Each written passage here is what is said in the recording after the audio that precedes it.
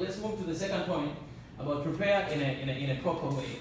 And first, one thing that the book suggests is about memorize a talk word by word.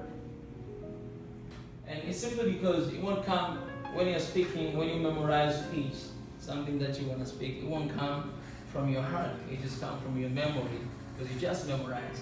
And what I know from public speaking, most of the time it depends on the audience that you have, it depends on the time, it depends on the condition that you have. Sometimes you might even prepare that I'm going to speak about this, but according to the audience, you go there and everything changes in a moment. Maybe it depends on the response of the audience right now. Maybe I was so excited that today it's going to be amazing. And you go to the public speaking or to your presentation, and the audience is very calm and quiet. You have no idea what to do. Everybody's looking at you, and you have no idea what to do. So sometimes things they change right away. That's why it's not good to memorize. But also another reason when you memorize your talk or your speech, that it's going to limit the way you think, because you have everything already prepared. I'm going to talk about this and that and that. It's going to limit you when you want to go out, or when you want to go beyond maybe something that you prepare, or depends on the situation that's going on during your presentation.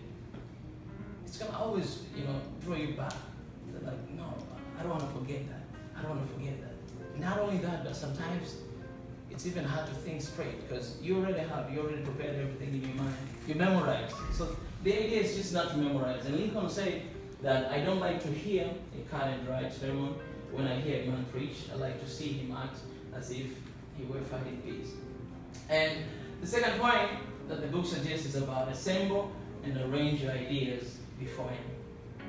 Always it's good to be prepared. Always it's good to arrange stuff and to arrange to be well organized about what you're going to talk about. To set your background for significant experiences that have taught you something about life, and assemble your thought, ideas, your conviction that have welled up from these experiences. And myself, I believe that always good speech is the speech that comes from your own experience, from the life experience that you have. It's always good. And the last one, rehearse your talk with your friends. Most of us, we do this. We rehearse by our own. Like when you're in your room, you try to move here and there and try to rehearse. But the book suggests to rehearse with your friend. And it's not necessary to tell them that, okay, this is what I'm going to present about, or I'm going to talk about, I'm going to speak about. But just to make it as a topic, just to talk with some friend about, hey, what do you think about maybe developing confidence? And then you're going to speak your thought, and then you're going to hear their opinion, what do they think about what you say. Maybe they're going to criticize you. And, if that, in that case, is going to help you to be aware of what is going to happen during your presentation or during your speech. All right, let's move to the second point. Point number 3. Predetermine your mind to success. I like this. And the first point that the book suggests is about lose yourself in your subject. You must have the attitude that your subject has inspired all truly great personages of history and believe in your cause. But also ask yourself how your talk will help the audience to become the better people for having listened to you. So, for what I believe that the speech that you're gonna do, first of all, it must inspire yourself. You must be inspired with your own speech. That when you talk, when you prepare, when you hear speech, this inspire me, motivate. Because if it's not motivating you, then there's no way you're gonna motivate somebody else. If something is not lifting you up, there's no way you're gonna lift somebody else up. So first of all, it's yourself. How do you feel about your own speech? How do you feel about your own presentation? And the second point is keep your attention off negative stimuli that may upset you. Thinking of yourself making errors of grammar, or suddenly coming to an end of your talk somewhere in the middle, of which certainly a negative projection that could cancel confidence. So, this is something that most of us are struggling all the time. All the time. And the fact is, you're never gonna get rid of negative thoughts, or you're never gonna get rid of negative opinions from people. They're always gonna be there.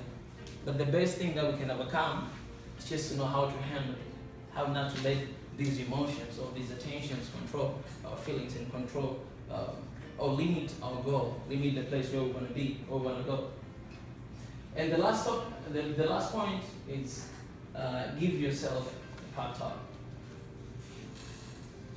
You don't have to wait for somebody to encourage you. You just need to encourage yourself.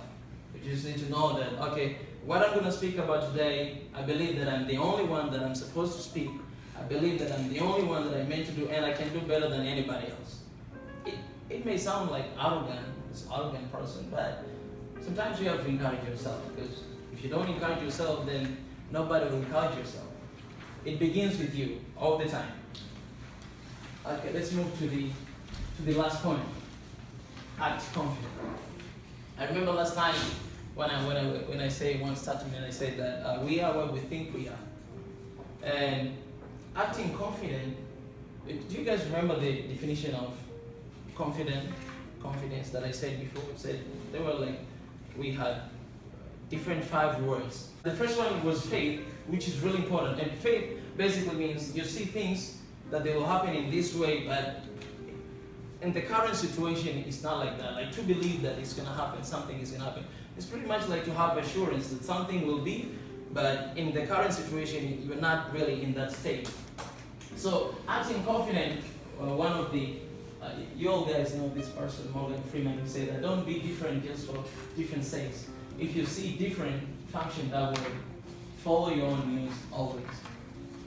So the only thing that you gotta do, the only things that you gotta be, you just need to see things.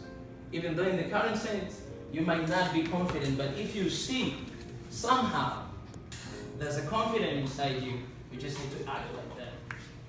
What if I told you being really good at acting confident is being confident? Myself, I believe is that even though you might not have confidence, but you have to act like that, because eventually you're gonna get the rhythm of being confident. Sometimes we just need to force things to happen in a better way. So, acting confident. Believe in yourself, believe in what you do, and believe in what you have. Now, so